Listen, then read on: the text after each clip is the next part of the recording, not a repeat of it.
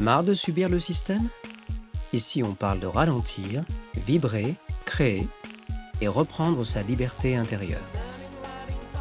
Bienvenue dans notre Qualia session sur le thème de l'intention à la réalisation, créer son nouveau futur.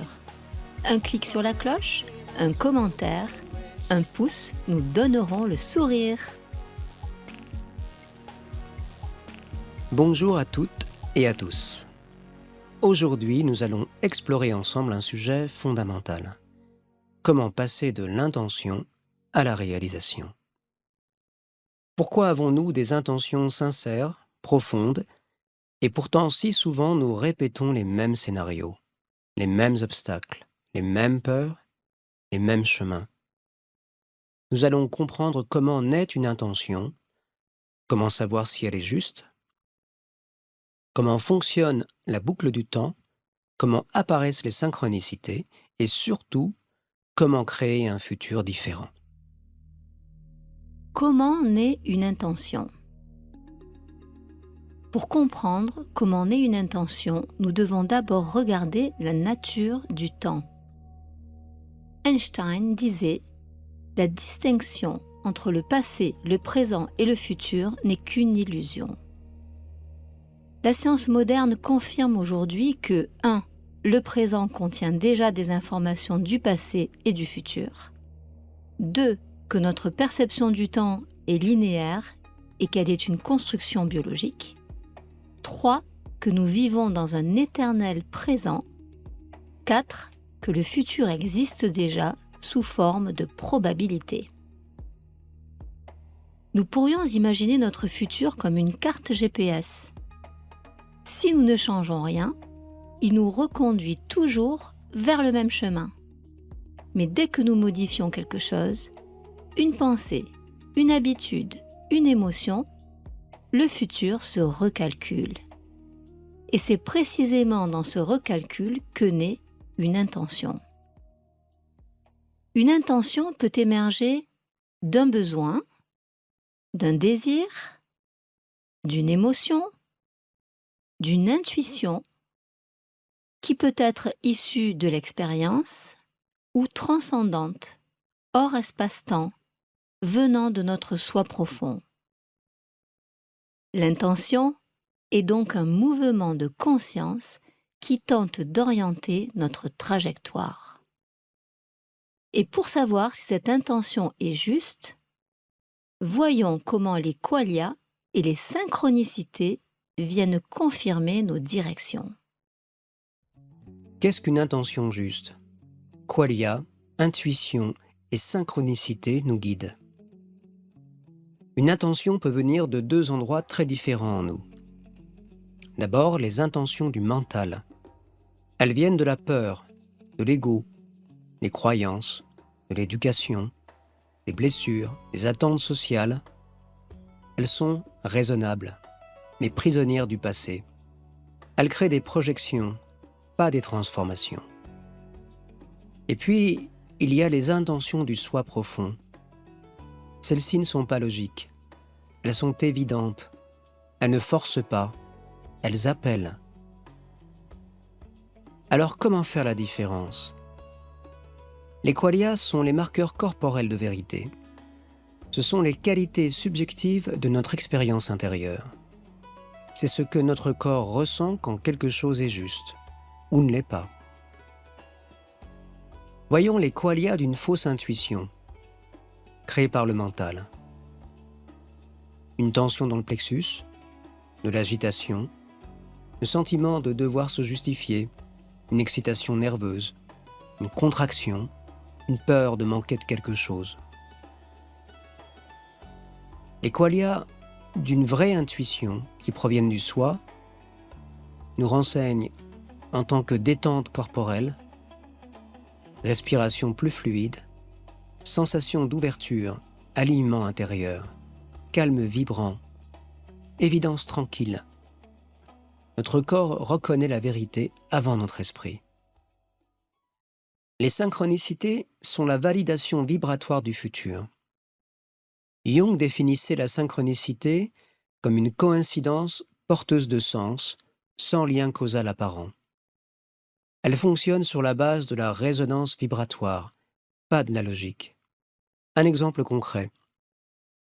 Quelqu'un ressent l'intuition de changer de métier.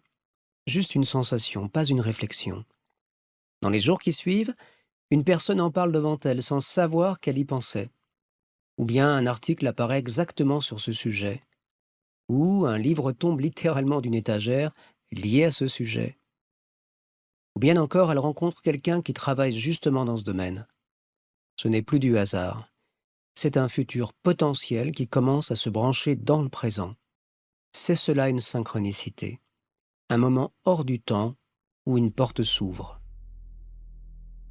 Comment se libérer de la servitude des cycles? Quand nous voulons changer, nous nous heurtons d'abord à nous-mêmes, parce que nous vivons dans des cycles répétitifs. Des cycles créés par notre histoire, nos blessures, nos peurs, nos automatismes émotionnels, notre éducation, nos habitudes, nos croyances. Ce sont des boucles, des répétitions. C'est ce qu'on pourrait appeler une servitude intérieure. Même avec de la volonté, nous retombons souvent dans les mêmes scénarios, les mêmes échecs, les mêmes relations, les mêmes réactions. Qui n'a jamais connu cela? Non parce que nous manquons de courage, mais parce que notre système nerveux répète le connu. Nous ne résistons pas au changement, nous résistons surtout à la perte de ce que nous croyons être. Sortir de ce cycle nous demande de la lucidité, du courage, l'acceptation d'un point de rupture intérieure, la capacité d'affronter nos illusions. Et c'est justement ici qu'intervient l'énergie la plus importante, que nous appelons la foi créatrice. Voyons comment la conscience agit sur le futur. Pour comprendre comment créer un futur différent, nous devons comprendre comment la conscience agit sur la réalité. Les découvertes modernes montrent que la matière n'est qu'une vibration condensée. Le vide est un champ d'information. L'espace n'existe pas en dur, il est créé par la conscience. Nos émotions agissent sur la gravité quantique. Il existe des ondes hors du temps, appelées ondes scalaires. Le néant n'est pas vide, il est créateur. Le verbe, la vibration, précède la matière. Au commencement était le verbe, est une loi vibratoire.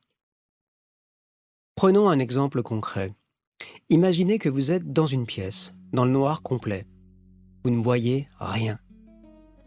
Vous croyez être dans le vide, mais si vous allumez une radio, immédiatement une musique apparaît.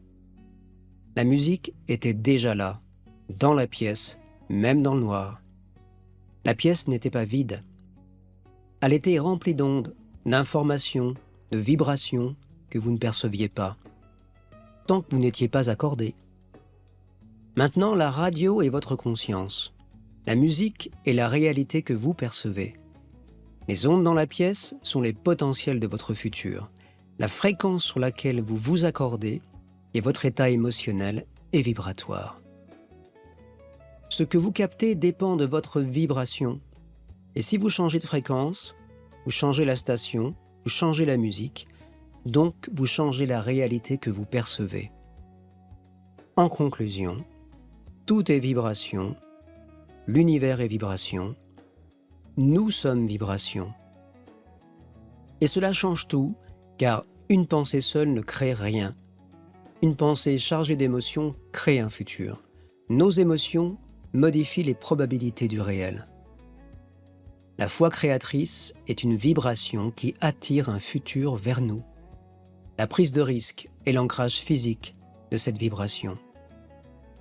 La foi n'est pas religieuse. La foi est un état vibratoire. Elle dit « Je ressens ce futur, je l'alimente, je le choisis ». Nous vous invitons maintenant à réaliser un exercice pratique pour intégrer ce processus en profondeur. Installez-vous confortablement dans un fauteuil ou sur une chaise. Posez vos pieds sur le sol. Votre colonne vertébrale est droite. Fermez les yeux et prenez ce temps pour vous. Inspirez lentement et profondément. Relâchez. Nous allons traverser ensemble 5 étapes du changement de futur. Première étape, se connecter au soi. Inspirez profondément et lentement. Expirez. Détendez votre corps. Ressentez vos pieds, vos jambes, votre bassin, votre ventre, le bas de votre dos, vos épaules, votre poitrine, votre cou, votre tête. Relâchez. Inspirez profondément et lentement et vous allez placer votre attention dans votre cœur. Laissez venir cette question en vous. Qu'est-ce qui m'appelle vraiment aujourd'hui ? Qu'est-ce qui m'appelle vraiment aujourd'hui ?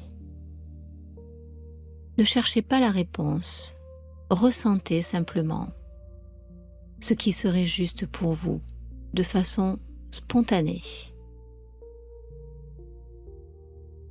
Continuez à inspirer lentement et profondément.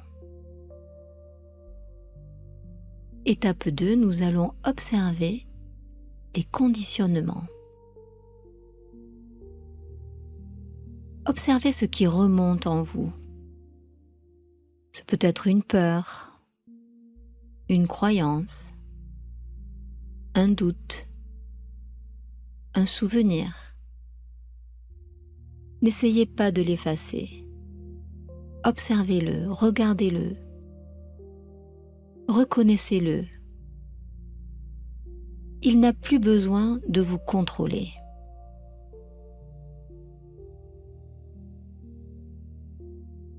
Continuez à inspirer lentement et profondément.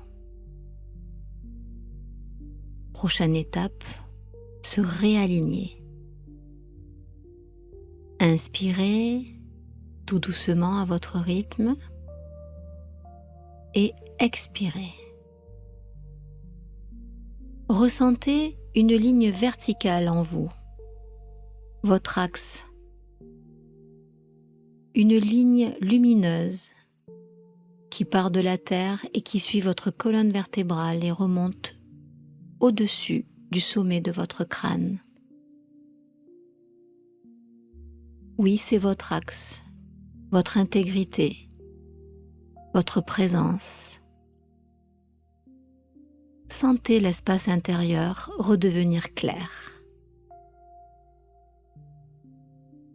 Inspirez profondément et lentement.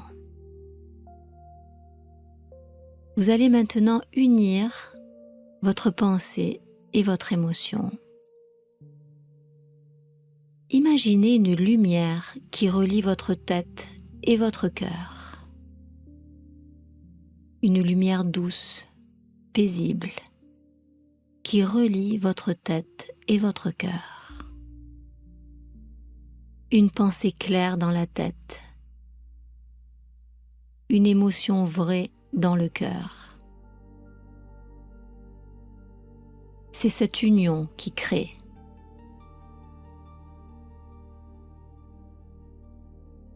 Continuez à inspirer lentement et profondément et voyons comment nourrir notre futur. Amenez maintenant dans votre cœur un futur que vous désirez réellement.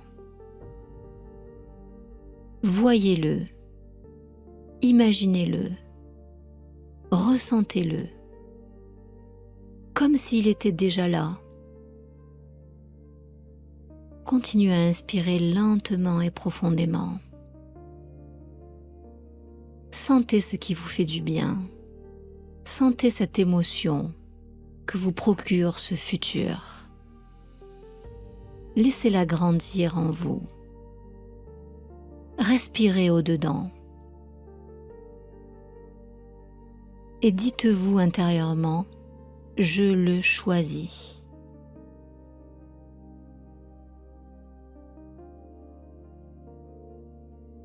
Continuez à inspirer lentement et profondément. Répétez cette phrase. Je le choisis.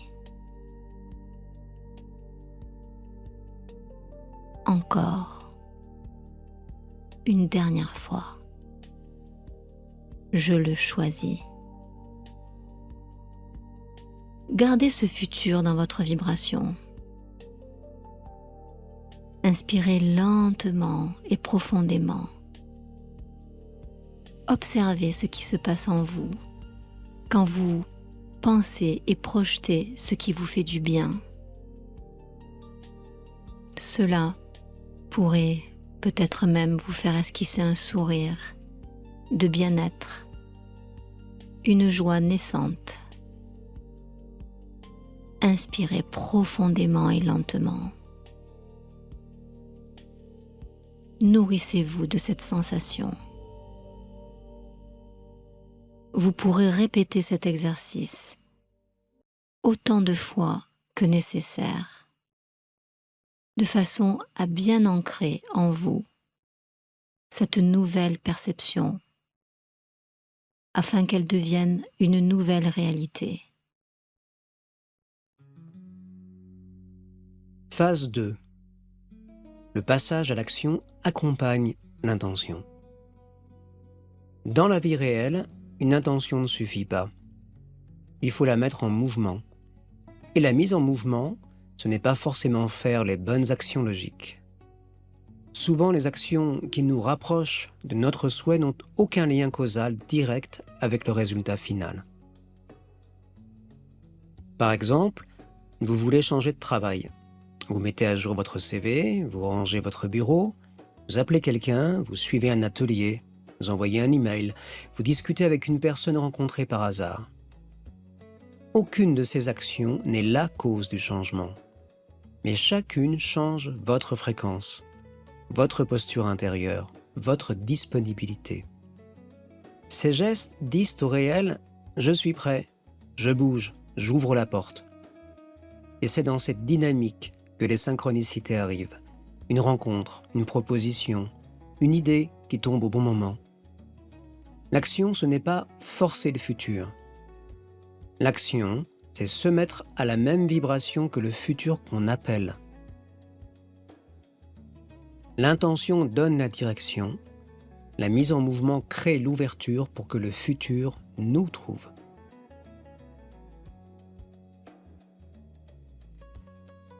Pour conclure, l'intention, lorsqu'elle est juste, est une vibration qui attire un futur potentiel.